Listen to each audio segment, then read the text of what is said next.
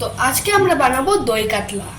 তো প্রথমে আমরা প্যানের মধ্যে একটু তেল দিব। এইটা হচ্ছে সাদা তেল।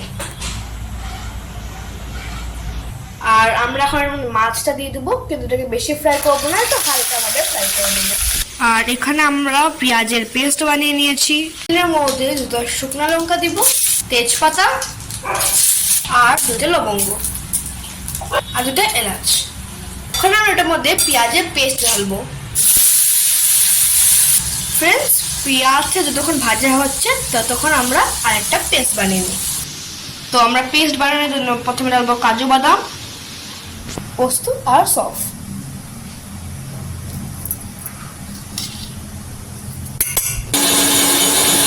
ফ্রেন্ডস, আমাদের পেঁয়াজটা ভাজা হয়ে গেছে। এটার মধ্যে আমরা কাজু পেস্টটা ঢেলে দেবো।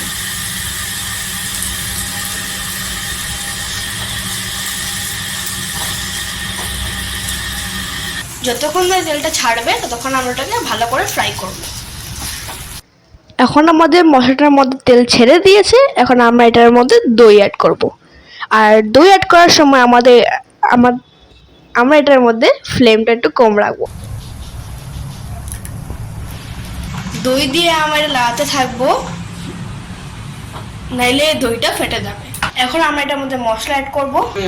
ধনিয়া পাউডার, অল্প জিরা পাউডার। এখন আমরা ভালো করে মিক্স করব। এখন আমরা এটার মধ্যে অল্প চিনি দেব।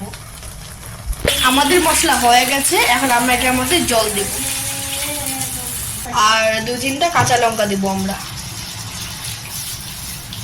আমরা অল্প নুন দিব।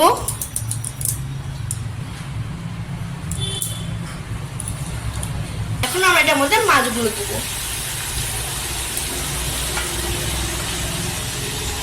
এখন আমরা এটাকে অল্প সময় ঢাকা দিয়ে রাখবো। অল্প ধনিয়া পাতা অ্যাড করছি। ফ্রেন্ডস, আমাদের দই কাতলা হয়ে গেছে। আর আপনাদেরকে রেসিপিটা কিরকম লাগলো আমাদেরকে অবশ্যই জানাবেন। Thank you.